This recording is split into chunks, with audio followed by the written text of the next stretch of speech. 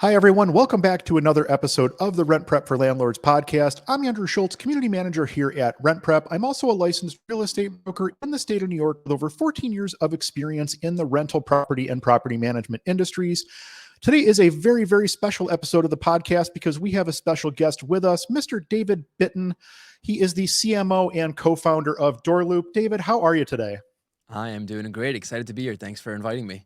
Thanks for joining me. I'm really excited to have you. It's nice to get really good guests, and I'm really excited about the questions that we've got lined up for you today. Same here. If you could tell us a little bit about what DoorLoop is and how you kind of fell into DoorLoop, or you're the co-founder. So how did it kind of come around?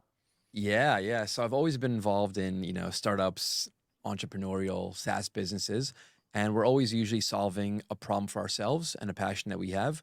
So we have 5 co-founders, and 2 of us or 3 of us even had a very similar issue where we started investing in real estate rentals, and it was mostly the main founder and CEO, Ori, who was investing in real estate rentals, trying to manage them, collect rent, find tenants, that sort of thing, accounting. Mhm. And he looked at all the different programs, and he couldn't find one that was easy enough to use, affordable, simple to get started same day right away.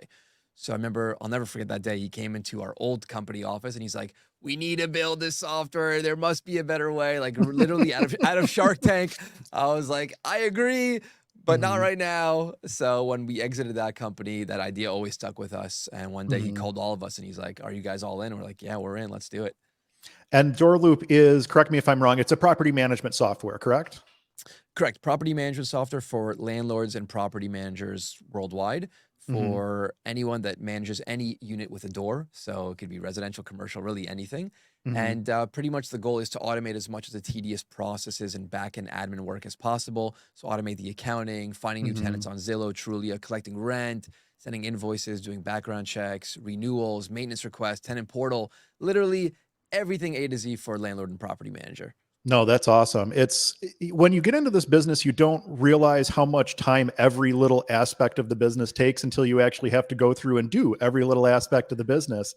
And Yeah. anything that you can do to make yourself, make your life easier, whether it be a property management software, Yes. something that automates some process that you have inside your business, anything that you can do to kind of take a step forward in your business is critical. And we've talked about Correct. property management softwares quite a bit actually on the podcast and stuff like that over the years.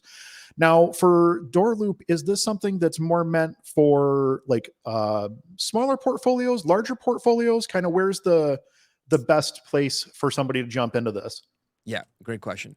So pretty much any portfolio size can use DoorLoop. What we really cater to right now are I would say 1 to 1,000 is our sweet Hmm. spot right now. So anyone either getting started or ramping up their portfolio. So any landlord with like 1 to 100 units, or property managers, property management companies from 50 to 1,000 units is Hmm. right there, our bread and butter, residential, commercial, and then we're also expanding into HOA very soon in the No, that's US awesome. and also abroad.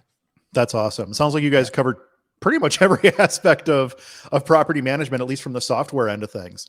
Yeah, definitely. Eventually going more up market to some of the bigger players, but right now everyone's really happy with our core offering right now.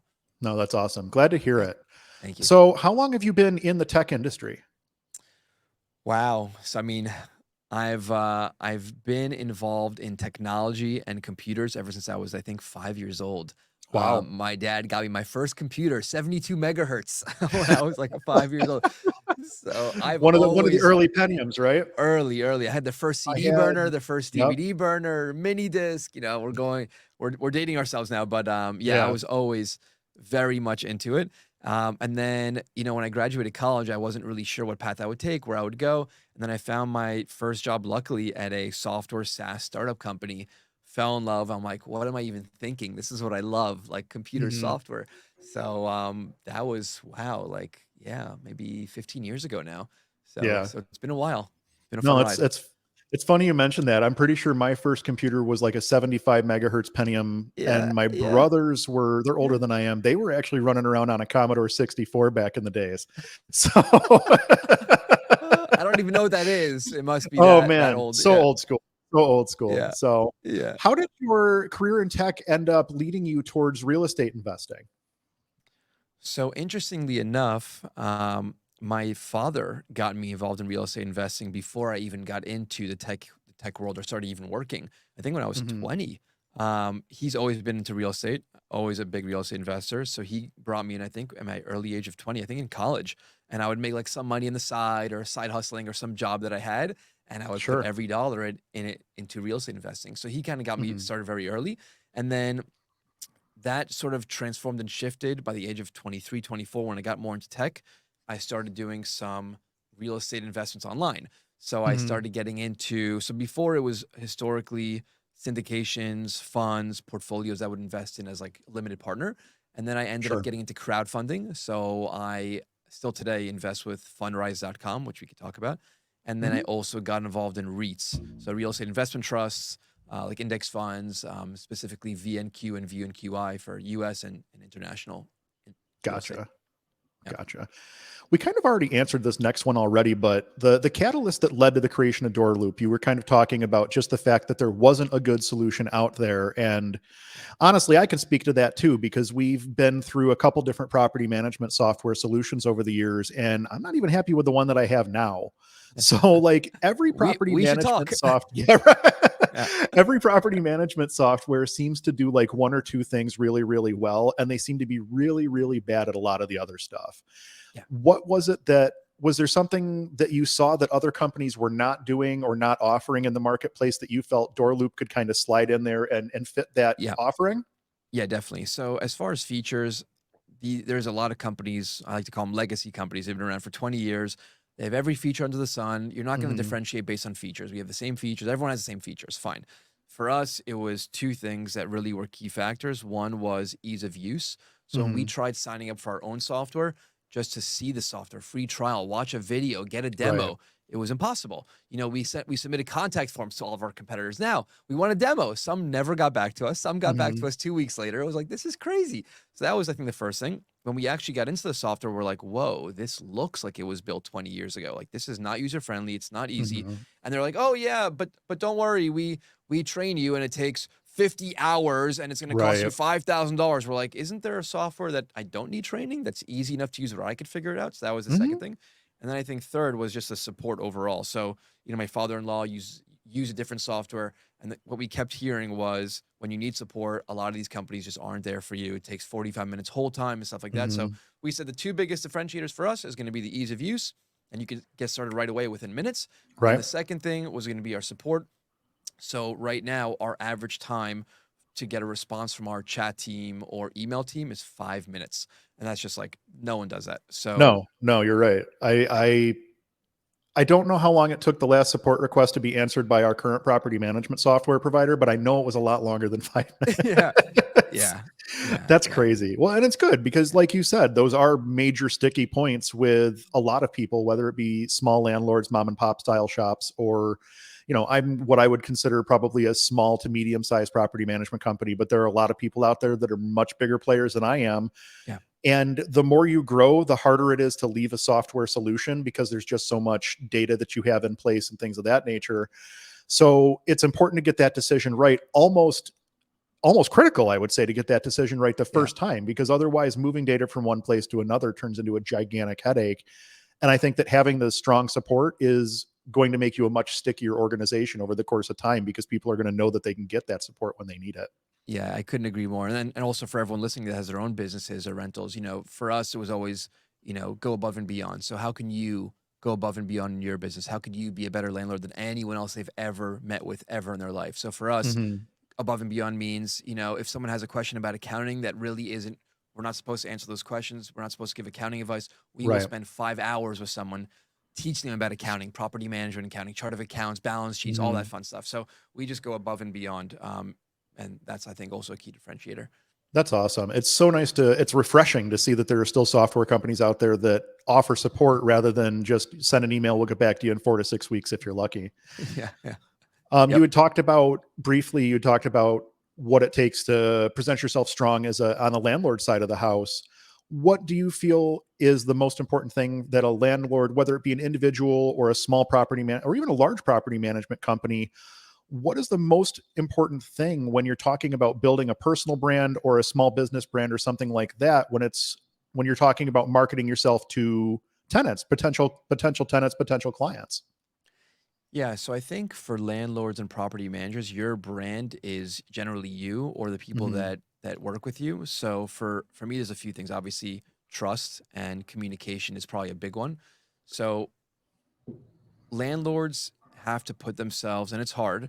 They have to put themselves in the shoes of the tenant and Hmm. understand if I was a tenant and my toilet didn't work or my AC Hmm. was broken or my fridge was broken and I have 3 kids, Right. like, wow, like my life is upside down. This is my home. It's not just an investment for me. So as a Hmm. landlord, you have to realize and understand, wow, someone's family and livelihood is at stake now. They don't have food on the table. They don't have air Hmm. condition in Miami, Florida. Like it's devastating for their family. So just put yourself in their shoes and try to be as communicative as possible. The number one reason that we see people not renewing leases is just a bad experience with their landlords or property managers, usually with communication. So they'll call the landlord or up and say, hey, this happened, this broke, a maintenance request, and it just falls through the cracks. People are too busy, they don't get to Right. it, and that's a big deal for them. So they don't renew their leases. So I think That for makes for me, sense.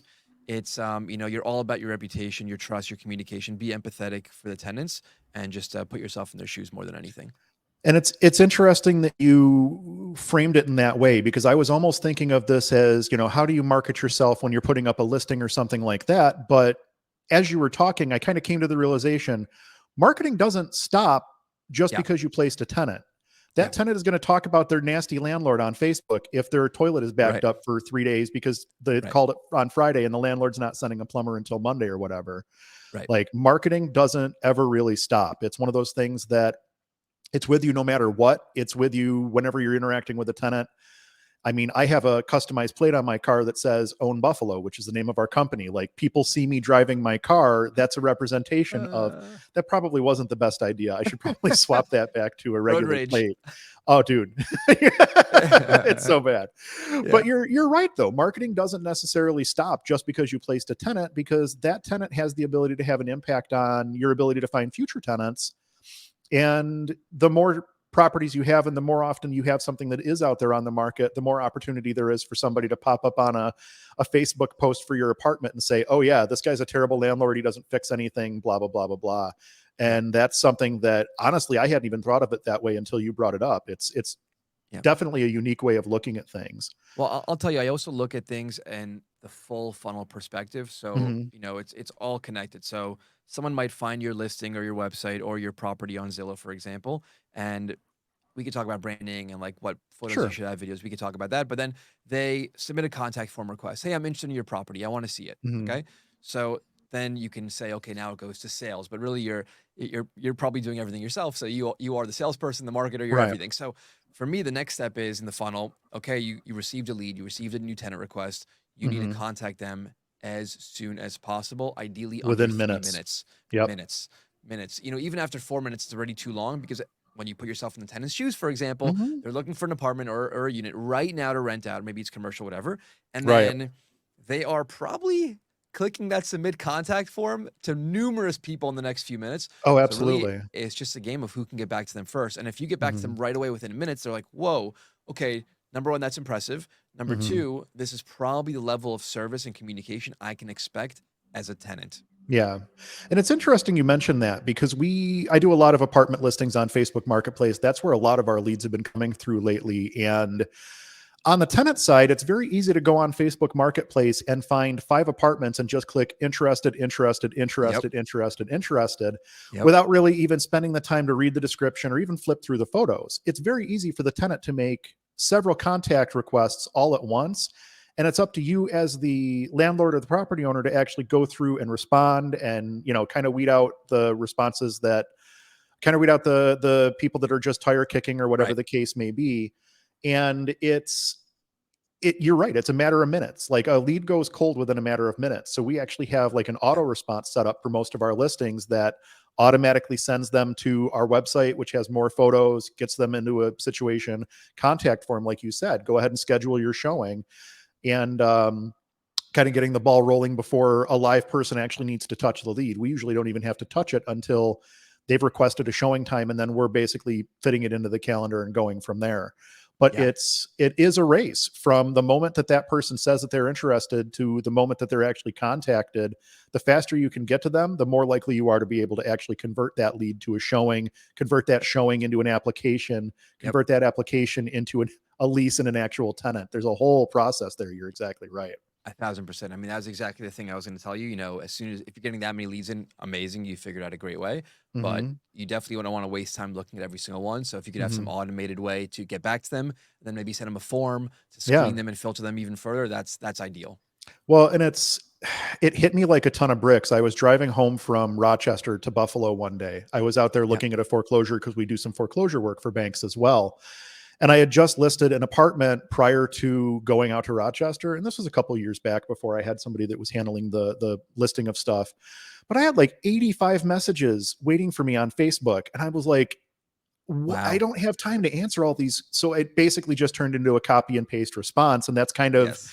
Yes. now it's become, the first time it happens, it's what do I do? And the second time it happens, it's okay, what did I do last time? And the third time it's okay, now I have a system for this. So it works Exactly. out a little bit better, but you have to get something in place almost immediately, because once you put an apartment up, especially in today's day and age with the housing market being what it is, it's fast and furious, the number of people that are reaching out looking to get in to see that unit.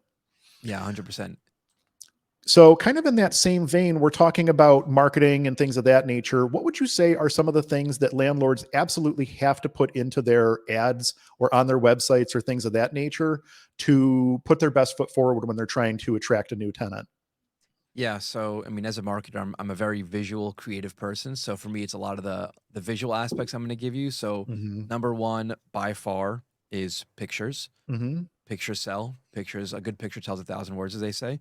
Yep. And not just any pictures, professional pictures Hmm. is so important. I don't have the exact study or data here, but with Airbnb, specifically short-term rentals, they saw, I think it was like a 37% lift in people that booked apartments if they had professional pictures Yeah, versus non-professional. So Airbnb ended up absolutely. becoming almost like a photo company and started sending out professional photographers to every Hmm. listing to increase their revenue and your revenue. So it's the same thing for long-term rentals. Professional pictures sell Hmm. all day long. But not only professional pictures, make sure you show all the pictures, Right. every room, the bedrooms, the kitchen. I mean, everything. Show everything. And Right. then one step further, it's not just maybe your unit. Maybe also show the common areas. If it's a building, if it's a community, Hmm. if it's a park next door, whatever it is, show the areas around it. You're assuming that everyone applying knows the exact area, and maybe they're from out of town, maybe they don't know the area at all. Right. Right. So educate them, show them what's in the area, not Hmm. only with pictures, but also, hey, these are the top schools in the area, these are the top parks in the area, these are the top jobs in the area, whatever it may be. So hey, the nearest highway is 4 minutes away, whatever it is. So I would do Hmm. that. And then probably next I would go with a floor plan or blueprint, because pictures Hmm. are one thing, but it's also so hard for some people to visualize what does it look like. So I Hmm. think a floor plan blueprint helps some people. You kind of want to give everything to everyone. If people like floor plans, they get a floor plan. If they like photos, they get a photo.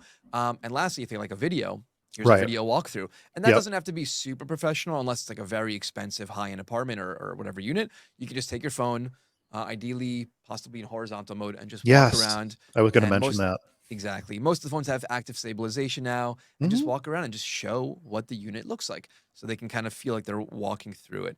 Yeah. We Yeah, actually I just think did a that's it. video on the RentPrep YouTube page maybe a month or two ago talking about how to film and upload a video of Yep. an apartment. And it's very basic, just a simple walkthrough video. Yep. How do you upload it to YouTube? How do you put a description on there?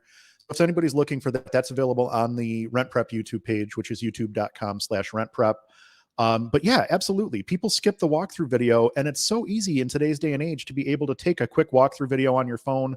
Like you said, make sure you're shooting horizontally and not vertically. Same thing if you're using your phone for apartment photos. Shoot them horizontally and not vertically.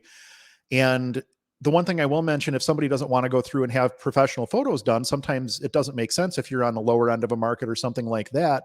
There's a lot that can be said for taking photos on your cell phone, using the phone horizontally, Yep. then going to a service like Box Brownie or someplace like that that can help you professionally edit the photos and Yep. retouch and brighten them up and things of that nature. You can a lot of times take a not so great cell phone and turn it into a pretty decent, final photo that you can then turn around and upload to your listing. You 100%. mentioned photos, you mentioned video. What about 360 virtual tours? Do you guys get into that at Yeah. all? That's another level. If you could do that, that's also phenomenal. So in general, you want to one up your competition and you want to think of every other apartment on there, whatever you're listing, as your competition. So, what Absolutely. can you do to stand out? There's an amazing book called Purple Cow by Seth Godin, one of the legends of marketing. Hmm. And you need to be that purple cow. The purple cow is different, it's unique. No one's seen it before. What can you do that no one else is doing? And maybe that's virtual showings or Yeah. 360. Well, and it's funny because when COVID first hit, we were one of the only brokerages in Western New York that had really embraced 360 virtual tours for apartments. And at the time, you couldn't go out and show an apartment. It was strictly forbidden in New York State. Like, you could not Yep. go show apartments to people. So the only way that you were getting anything shown, whether it be residential real estate, commercial real estate, an apartment, whatever it may be, the only way that you were going to get a showing was a 360 virtual tour or photos or video or a virtual Zoom call or something like that. So we actually found that we were ahead of the market at that time. And it's funny because a couple of agents had reached out to us to say, can you do 360s for us for some of our listings? And we helped them out because it worked out well for Yep. us, filled Yep. some gaps in our schedule. But we've noticed that since COVID has kind of backed off, nobody's doing them anymore, at least not in the residential apartment market. And we're still doing them. It makes it that much easier for somebody, like you said, it's not in town or something like that, to get a feel for what the place actually looks like before they send a friend to look at it, before they come into town to look at it themselves, whatever the case may be.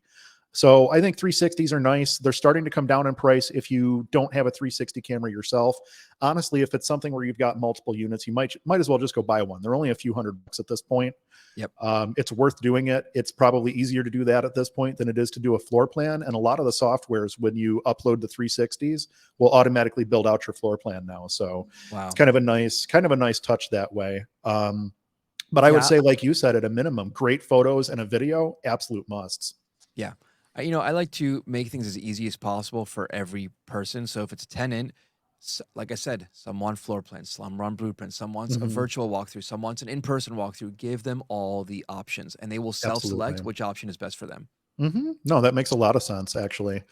What do you think about, and this is kind of off topic, what do you think about self showings where tenants can, or prospective tenants can log in, schedule a showing, upload a Yeah. copy of their ID, and now they can go through and take a look at it without anyone being present?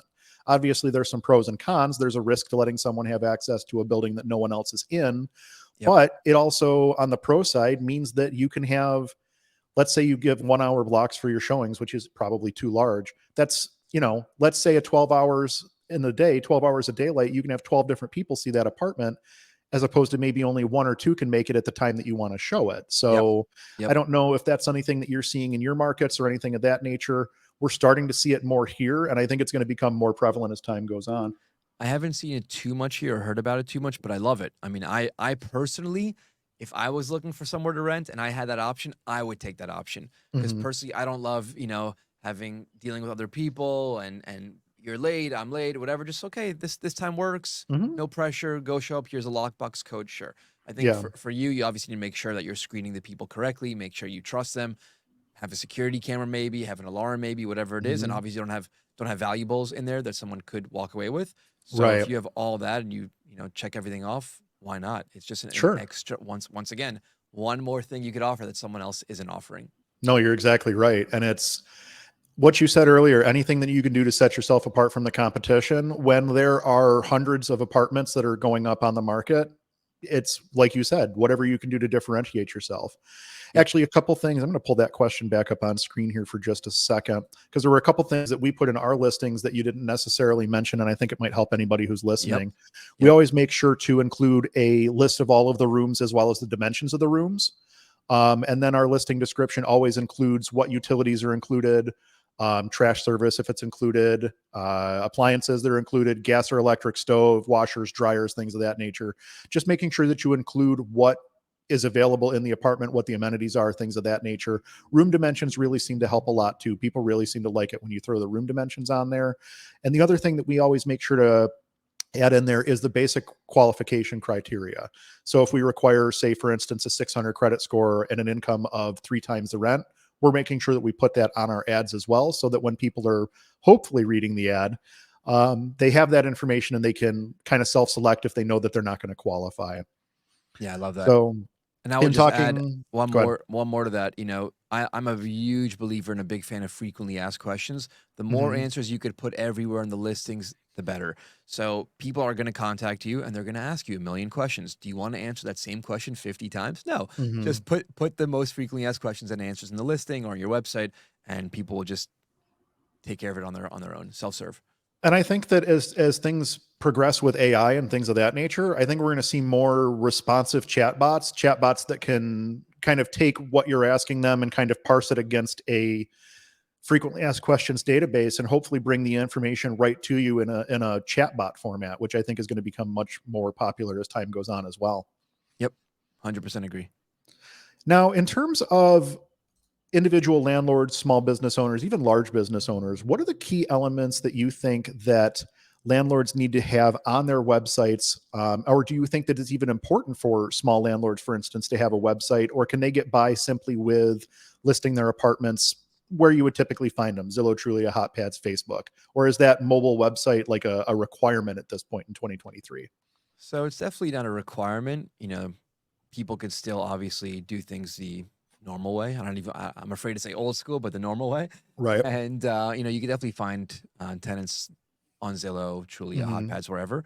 So I think having a website will never hurt you. It will always Mm-hmm. improve your brand. I mean, that is your brand. Now, if you only have one unit, you don't really care as much, that's fine. But once you start becoming a more established company, Mm-hmm. multiple properties for rent, and maybe someone can come to your website and see all your listings you have available, Right. then I think it's really important to have a website. Your website is your brand. It's your company. You Mm-hmm. might not have an office. People don't know who you are. So they also want to trust they're renting from someone reputable, that everything will go fine. So Somebody that website. actually exists. Exactly. So Yeah. website is very important in that sense. And then as far as the question on mobile, oh, everything is mobile today. More Yeah, than absolutely. half your visitors will come from mobile. So your website has to be mobile friendly, even more than desktop friendly today.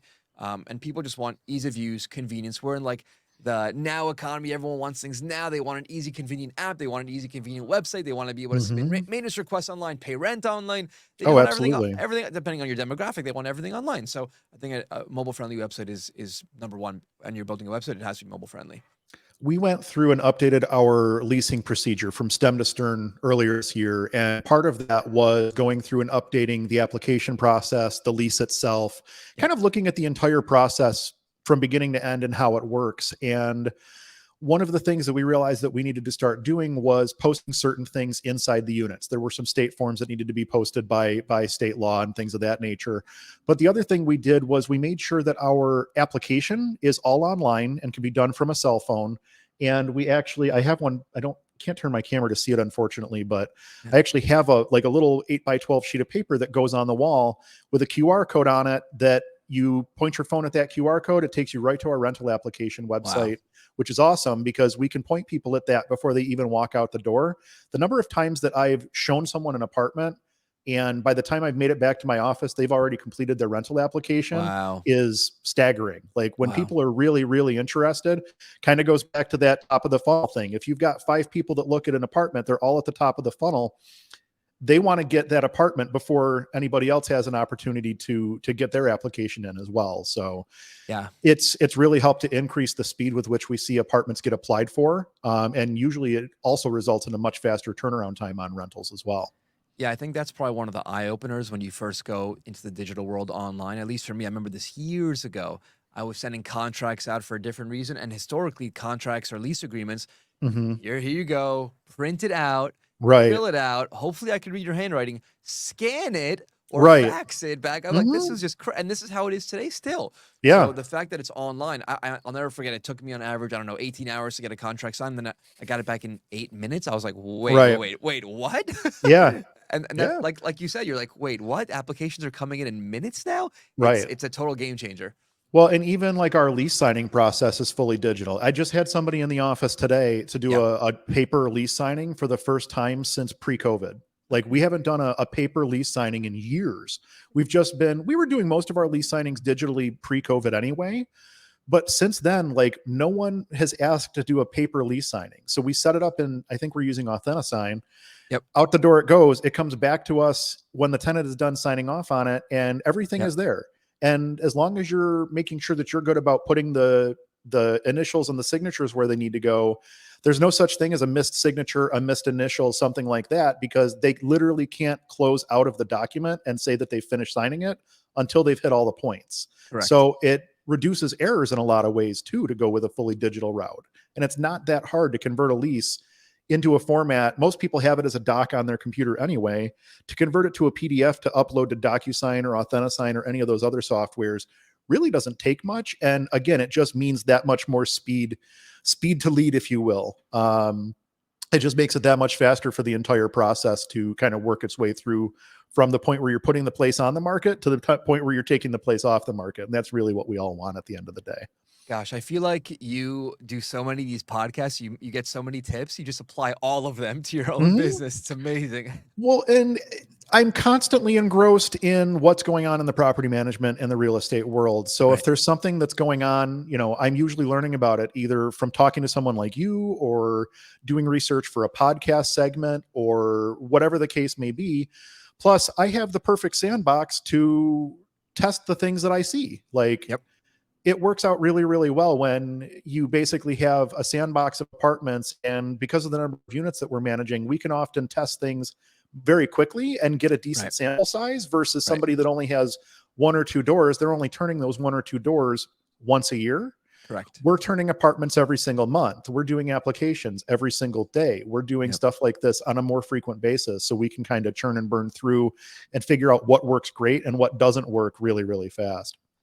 Wow, it's amazing. You should have just like a long guide or resource or white paper with all of your tips. I would love to see that.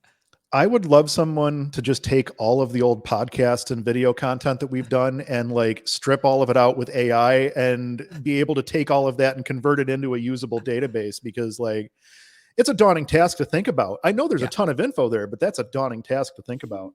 Yeah. Well, if anyone's listening and wants to take that project on, let us know. Yeah, right.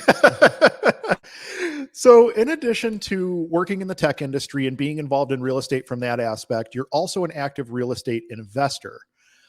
In addition to everything else that you have going on outside of work and real estate and everything else, how do you go about actually finding and sourcing your real estate deals? Yeah.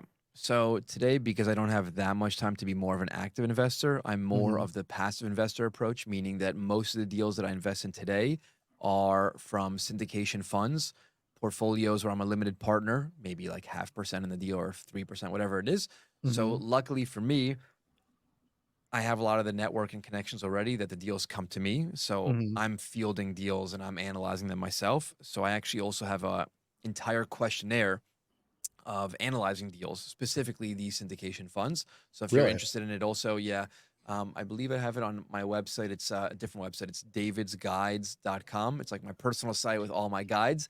And there's a section there for like business or real estate. And you could find my questionnaire there. So I use that. And otherwise, besides that, I will generally invest in something that's either automatic, which is called dollar cost averaging. You're just automatically, let's just say $100 a month, automatically investing. Oh, there you go. Yeah, there you go. So is there, let's see where it is.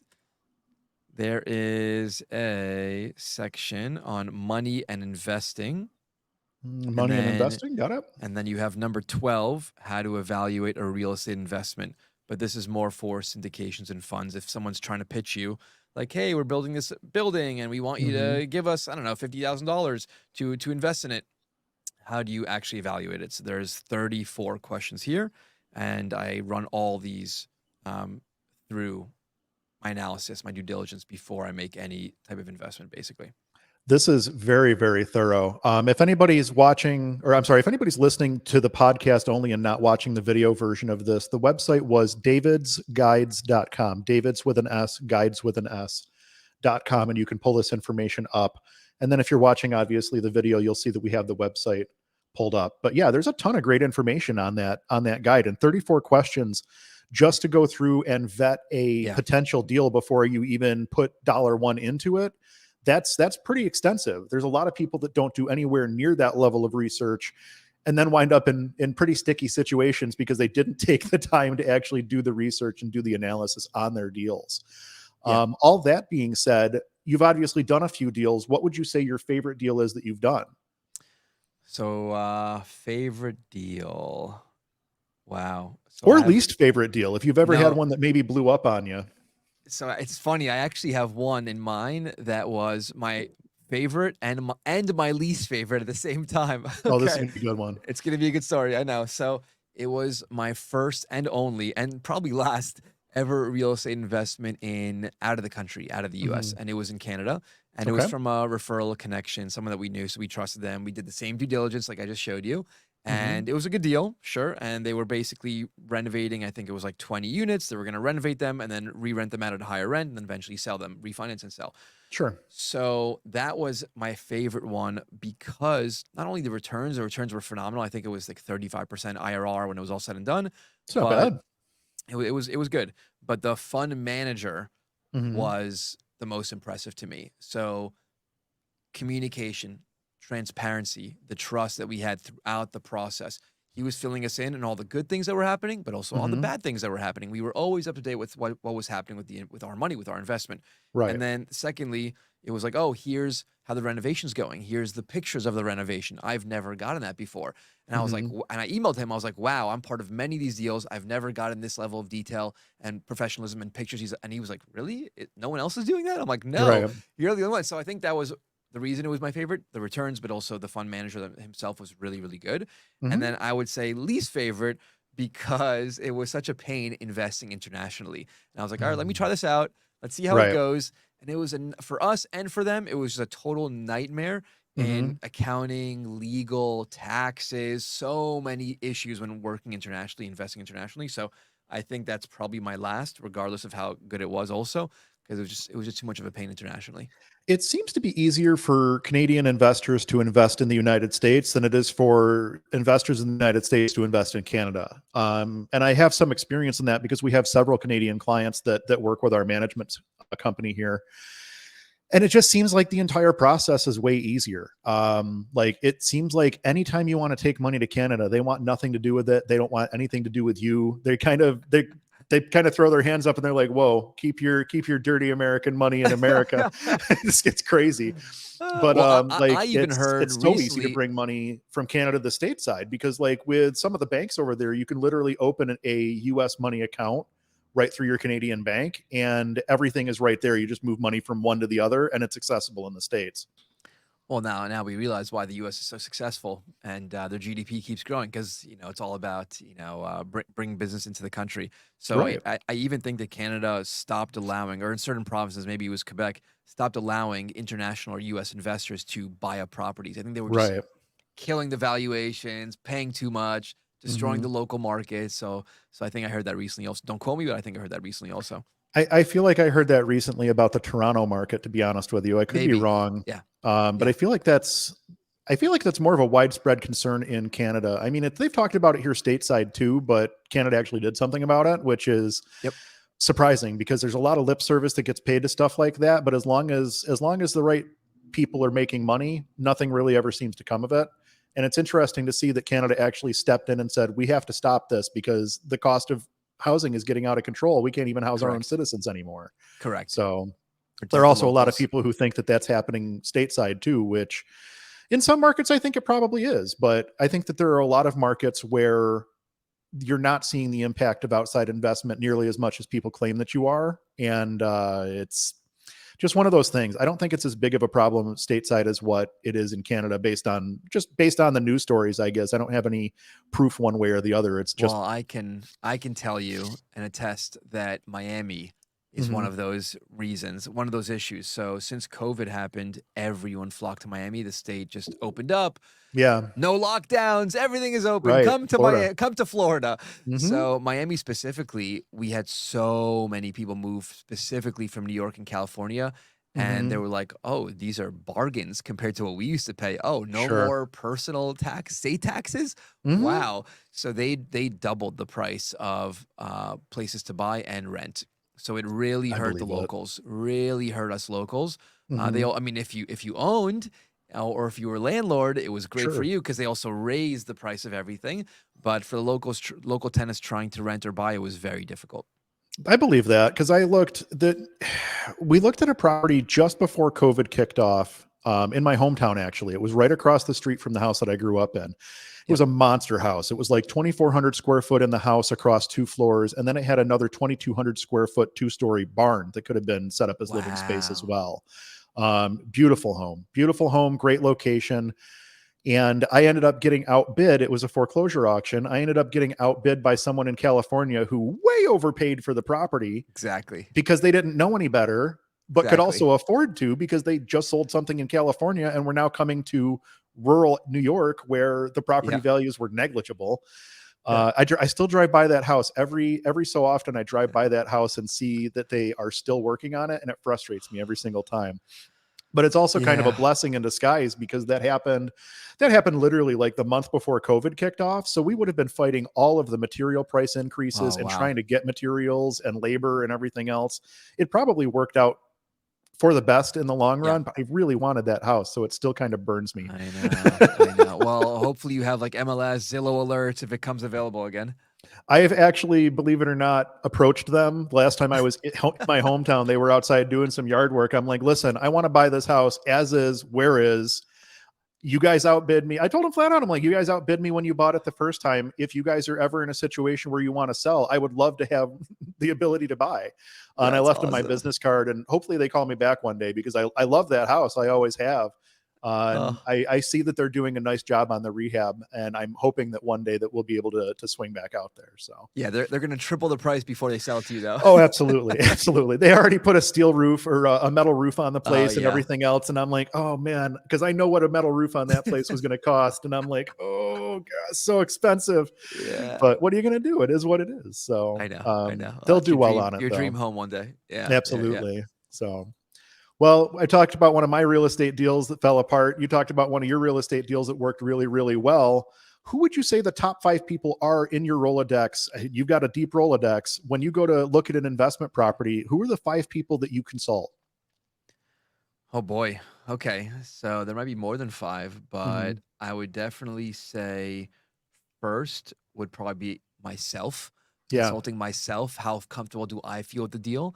Going through Doing my a list deal of analysis? deal analysis, going through those 34 questions. Part of those questions would also be to ask experts in that local area. So let's say Mhm. the deal is in New York. I have a lot of friends in New York in real estate. I will call them up for sure.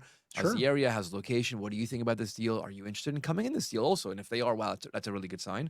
Mhm. Um, then third would probably be some very close friends I have that are very good financial advisors, investors. So I'd also question them. So I have like a little network of friends and mentors that I go to. Mhm. I also always consult my accountant and financial Mhm. advisor. What do they think? If there is legality, so like in Canada, there was a lot of that. Or like a new agreement that isn't really so standard, I Right. would consult my attorney for sure. And then last and most important would be, any guesses? Property manager? My Real estate wife, broker? Oh, the the boss, wife. the wife. Oh, that's She's the funny. final say, It and makes sense. Happy and wife, happy life. she's more the final say Mhm. because I mean she doesn't really know so much about this or couldn't care anyways, but she's more the final say because like I'll have all of my, due diligence that I've built out, and maybe I'm Right. still struggling, like should I do it or not? So I'll present the full case to her, and Mhm. she kind of helps me work that out and like should we do it, should we not do it? And it's very important, Mhm. my wife Gotta and have that everything. buy-in for sure. 100%. Yeah, it's also her investment too. So Mhm. I need to make sure we're on the same page.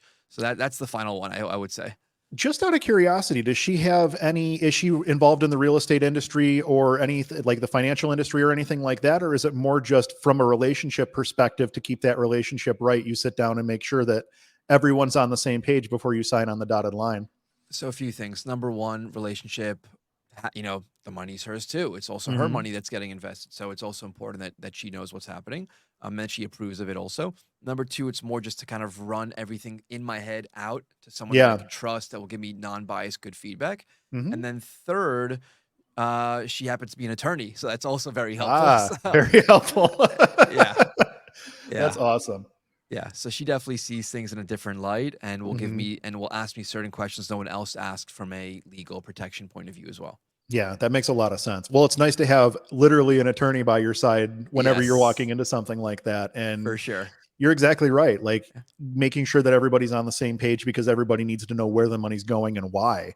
yeah. It's critical. It really is. And honestly, I can't imagine going out and buying a piece of real estate without at least consulting the person that you lay next to every single night, because that could get Yep. real dicey real quick. Yep. Well, I mean, let me ask you, if your wife was investing, I don't know, 50 grand somewhere, wouldn't you like to know where it was and Yeah, what it it would was doing? probably be a good idea to know what's going Exactly. on and where the money's going and Exactly. stuff like that. Exactly. Yeah. That's awesome. Yeah. It's good to see. Like, I think that there are a lot of people that don't necessarily take that same approach, and it probably winds up resulting in a lot of sleepless nights and a lot of very difficult conversations. But like the most important thing to draw from that, I think, is just make sure you're doing your deal analysis, whether you're doing Yeah.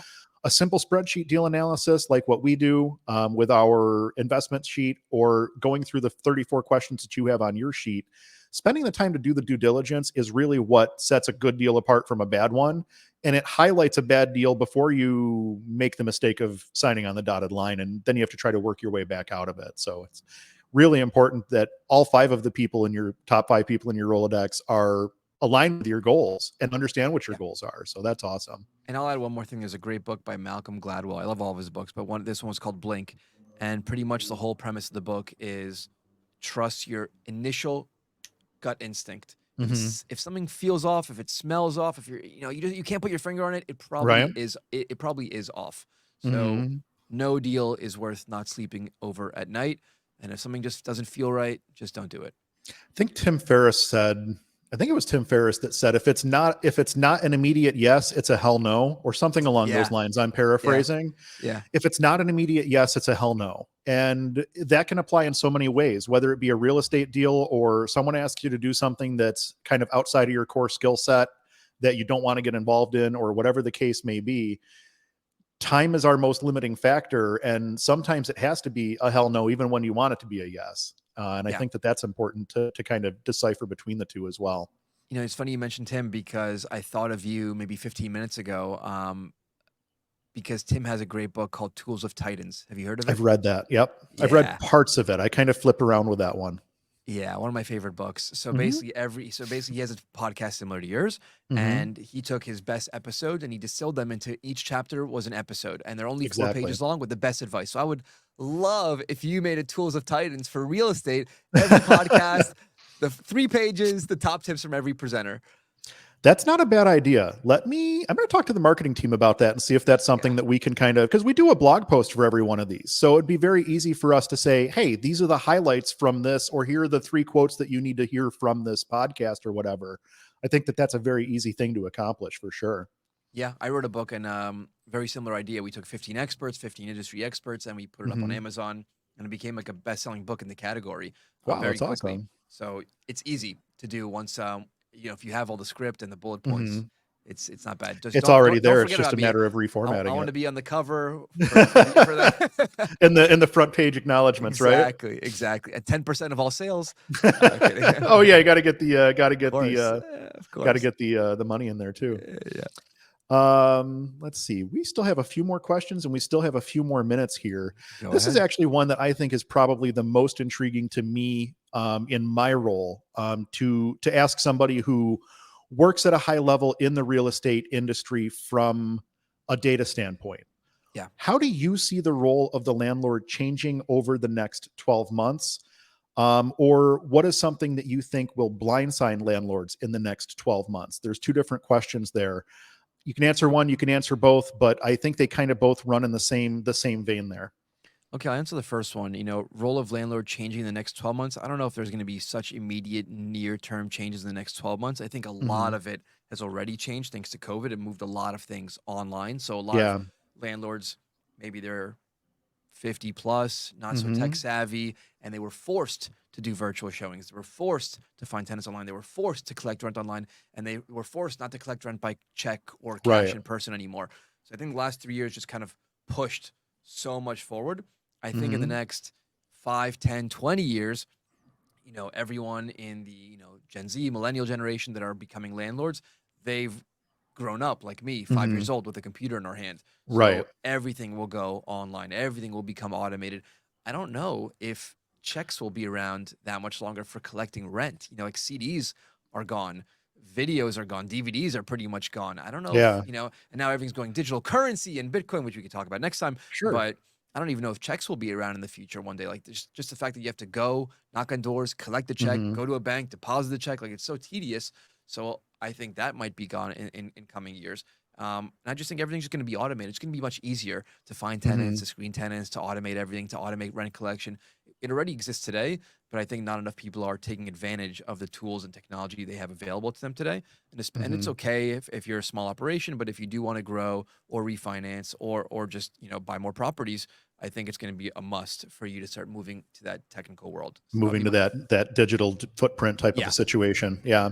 yeah I think there are some landlords that still try to avoid it simply because they don't want the I think there's a certain inherent fear there with some older landlords who haven't been accustomed to using the technology side of things. And I think that there's also, I mean, I know a landlord that still everything is paper and pen, all of yeah their like yeah accounting ledgers and everything else.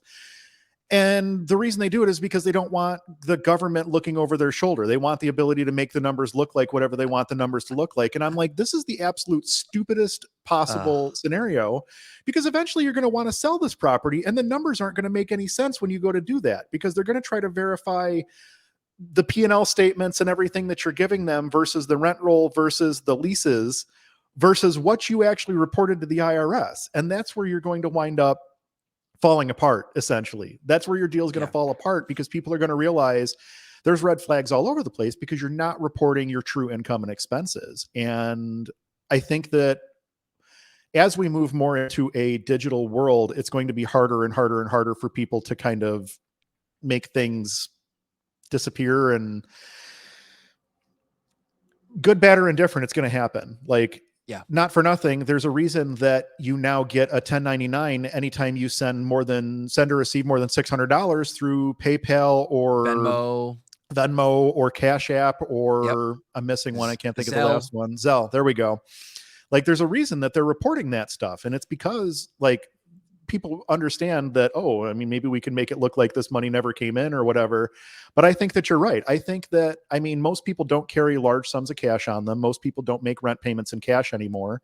Most people don't make rent payments with check. The number of people that we have paying with like a physical piece of paper versus paying online with the routing and account number, I want to say we're at like 85% of our tenants are making online rent payments now. Yeah, it's And I mean, phenomenal. even just a few years ago, even, we were still pretty good pre-COVID. We were probably sitting somewhere in the 70% range, but Oh, wow. that technology adoption is just getting faster and faster. And as kind of like you had said, with younger people entering the rental market and things of that nature, there's an expectation when you've grown up with a cell phone in your hand that you're going to be able to access everything from your cell phone, including your landlord, including your maintenance team and things of that nature. Yeah, well, I mean, once again, you're also going to offer a better service to your tenants. So at the end of the day, Mm-hmm. it's one more thing that can help you differentiate and stand out from everyone else, where you have a website with an online Mm-hmm. portal where they can submit a maintenance requests by their phone. They don't have to Right. bother you or text you or call you or harass you. They can do it through this organized system. They can Mm-hmm. pay rent online automatically. And I think the biggest thing that's a shock to some people, like my father-in-law, for example, he had to go every Sunday, collect rent manually, physically. It was really painful. And Right. now, and I'll never forget the first time I got him onto the auto pay. He was like, "Oh my gosh, 95% of people paid on the first of the month. Yeah, Oh it's a my beautiful gosh, thing. It it really was is. incredible." But then the second thing was the 5% or 10% that didn't pay Mm-hmm. before would be this awkward dance where like Mm-hmm. I should charge him a late fee. I can Right. charge him a late fee, but it feels weird. But now it's not me. It's the system. The It's system, automatic. it's It's automatic. I'm sorry, automatic. I can't waive Yeah. it. You've already used your one late fee waiver for the year, and now you have to Yeah. pay the late fee or whatever the Yeah. case may be. And yeah, Yeah. you're right. It's automated. It's sometimes it's a little bit easier to hide behind the technology in that regard, I think. Yeah. Well, I mean, a big thing people say is like, well, it's $49 a month. I don't know. It's not really worth it. But It's just so worth one it. one late fee a month covers your whole cost. So they don't Yeah. even realize these things. You're making up the cost very quickly, and there's Mhm. many more things you're making up. So I think that was question one. What was your second question? The second Blindside. one was, what do you think is something that will blindside landlords in the next 12 months? Ah. Okay. So, I don't want to, sound the warning bells, '08 Hmm. recession, but how we got into trouble back then was, what were they called? Ninja loans, like no income, no job, no assets. Here's your loan. And Yeah. it ended up blowing up. Yeah. Well, Low doc and no doc loans.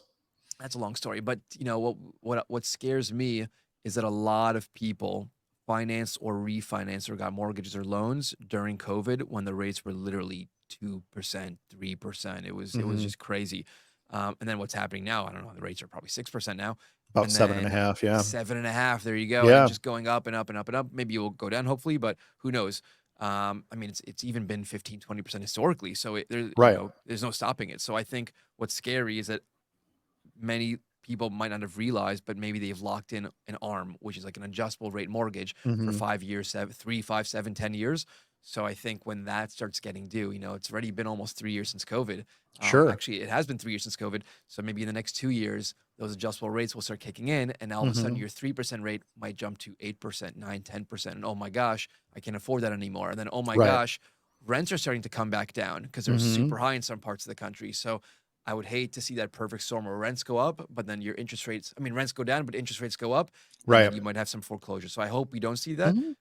So that was probably the first thing I would say. And then number two, I'm not so sure how it is anymore, but like you said, you're lucky that you didn't renovate during that time because the cost of The supplies and goods and costs. renovations, everything just went up dramatically. I'm trying to get a new roof and it went up by 50% in 3 years. Like it Yeah. just doesn't make sense anymore. Insurance went up by 50%. Nothing makes sense anymore, at least in Miami. So Hmm. we might be seeing more of that in the next 12 months. We'll see.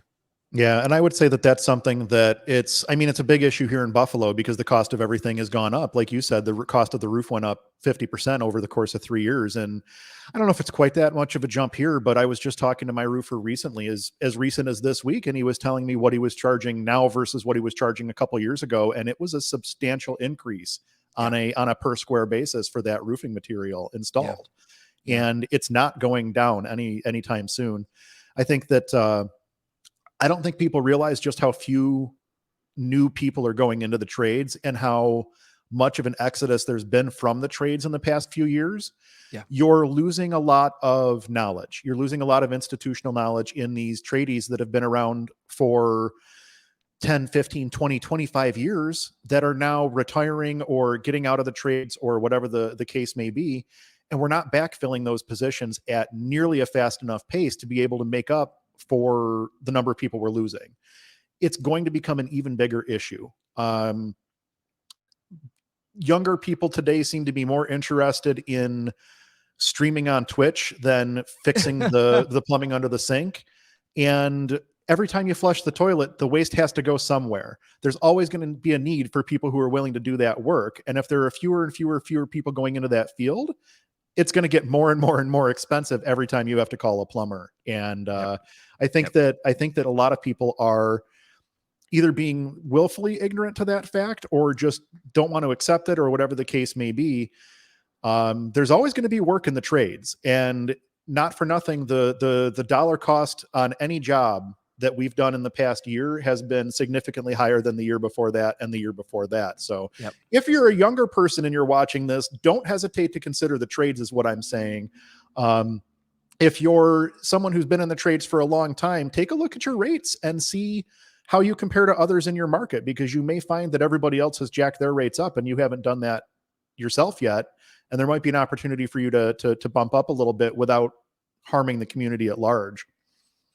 Yeah, correct. And I mean, I've gotten numerous letters from tradespeople and just like, hey, look, this is a letter from my supplier. Costs have gone up Right. by 15%. I must increase by 15%. And what can I say to that? Of course, I understand. But yes, my roof did go up by 50%.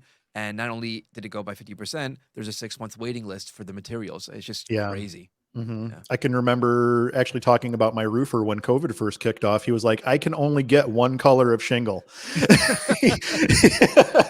Yep. He's like, if anybody wants anything that's not charcoal, they're on a waiting list for months and months and months, which is Yep. crazy. Crazy. It really is. Yeah. The one thing that I'll bring up that I think landlords are going to continue to be blindsided is legislative changes. I think that there are a lot of legislative changes in the work in pretty much every state on a variety of different topics, whether it be rent control or eviction procedures, fair housing law, whatever the case may be. There are a lot of legislative changes that have pushed through in the past couple of years. And I think we're going to continue to see that probably over the next 3 to 5 years, where there are a lot of states that are going to be updating their landlord tenant law because there's such a push on the tenant side of the house to adjust the laws in such a way that they rebalance things, whether it's more fair for the tenants or more fair for the landlords, however it ends up at the end of the day. I can say that in 2019, New York State pushed a major update to landlord tenant law that a lot of it was very poorly thought out and very poorly executed. I'm hoping other states don't fall into the same traps that New York does. I hope they don't necessarily emulate the exact same legislation without looking at both the pros and the cons of what that legislation led to after it was enacted. But I would say that the legislative landscape is going to change pretty severely over the next few years. Yeah, I would strongly agree. And I've written maybe hundreds of blog posts on landlord tenant laws, eviction laws, security deposit laws. If you go to doorloop.com, not to plug, but doorloop.com/laws, we don't sell anything here. It's just like resources, tons of laws you ever wanted to know for your state. Landlord tenant, security deposit, rent control laws, eviction laws.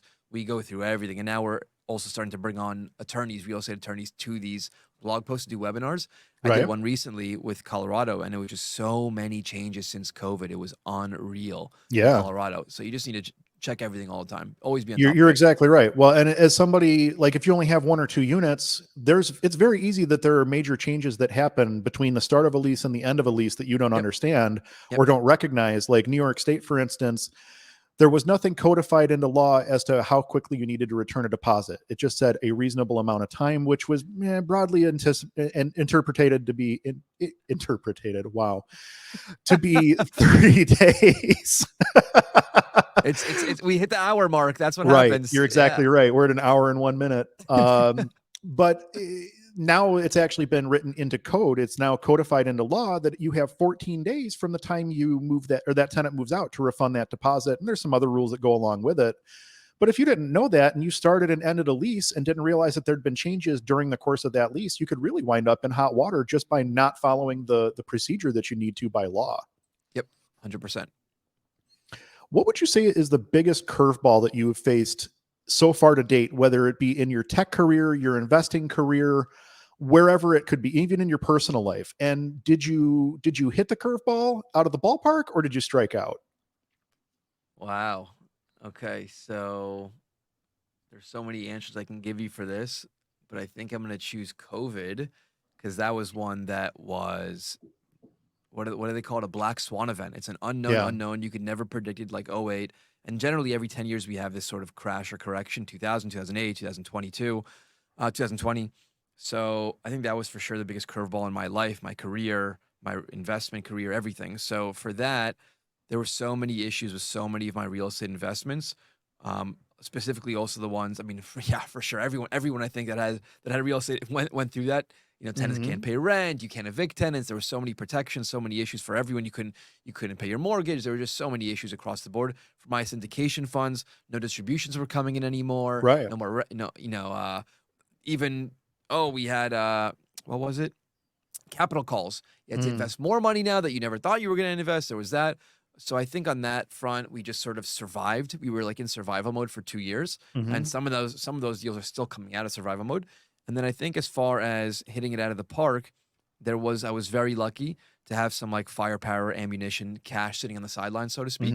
And I started investing it into REITs and also index funds. I'm very big into S&P 500 also. And I got very, very, very lucky where I had automating trades, just sitting, waiting to trade. Right. And then somehow the market tanked one day to 33% down, and all of them executed. And I just pretty much locked in the bottom. And it never went over. Oh, that's so nice. Never went lower. I know. So I just got very lucky, locked in the bottom of the COVID crash. And 4 months later, we hit all-time highs and doubled the money in 2 years. It was just, that was very lucky. That's like a once in a lifetime or once a decade opportunity that comes around.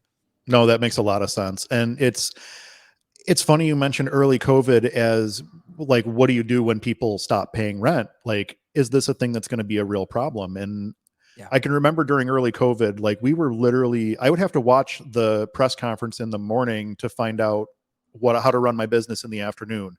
It was literally that crazy here in New York. We would literally have to watch Cuomo's press conference in the morning to know what the changes were before we started operating again in the afternoon.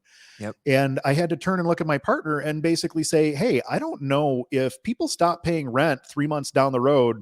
I don't know if this is a viable business anymore. Like, we Yep. might be in a real nasty situation. And Yep. fortunately, we made it through the other side, and we're back on a growth trajectory again. But it was scary to have to look at, just the same as you were talking about, talking with your wife before you make a real estate investment decision, having to talk to your wife about, hey, is this business going to be viable 3 months down the road, or do we need to start panicking now?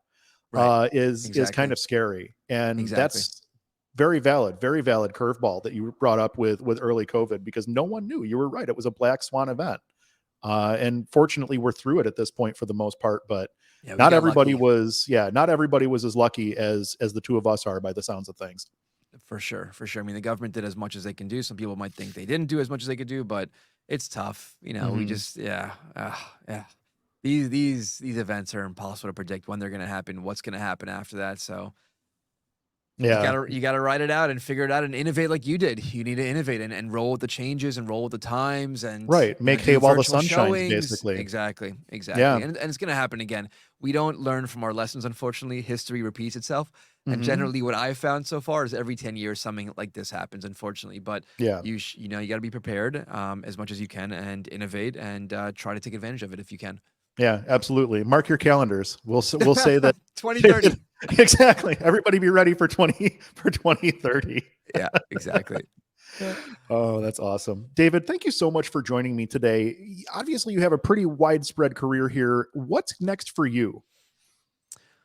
What's next for me? I mean, I'm just enjoying the ride that I'm on right now. Just loving what Mhm. I'm doing every day, enjoying helping out, our customers, landlords, property managers. For us, I think the very exciting thing in the near future for us as a business is, expanding to different verticals, different property types, and just kind Mhm. of offering more features and more benefits to continue saving people time, automating their rental portfolio, making them more money, and helping them grow. That's kind of our big mission, is helping them grow and save time and being the central go-to hub for all things property management. So we always say, come on over, doorloop.com/resources, and you will find everything: laws, resources, white papers, calculators, guides, whatever you need. Mhm. We're trying to be that central go-to hub for all things property management. So that's what gets me excited. And also with the advent of AI, I'm very bullish on AI. We're using it for a Mhm. lot of ways in our business. So I think in the next few years, you're going to see a lot of good changes that AI will bring to this industry as well. No, that's awesome. We're actually just starting to scratch the surface of using AI as well for things like listing descriptions and Yep. helping with like tenant violation letters and stuff like that. We did a video on the Yep. RentPrep page about that as well. And I think that that's going to be something that really starts to influence how people work on a day-to-day basis as time goes on.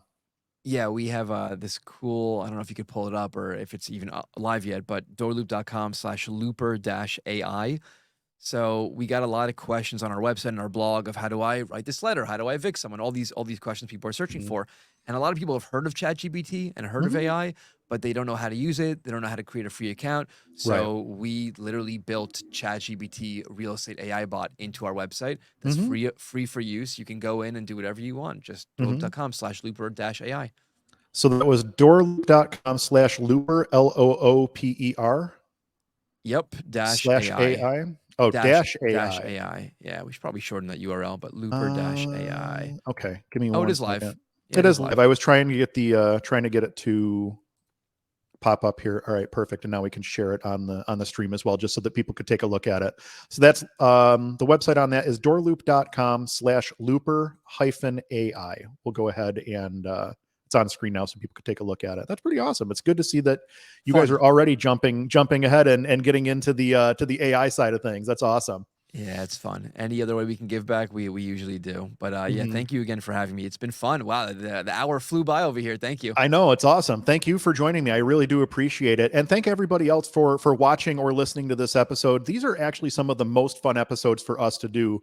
So if there is a situation, or if you have some sort of a question that you're trying to get answered that we haven't answered here today, the best way to find the answer to that question, if you're looking for something from RentPrep, is to head on over to the Facebook group, which is facebook.com/group/RentPrep.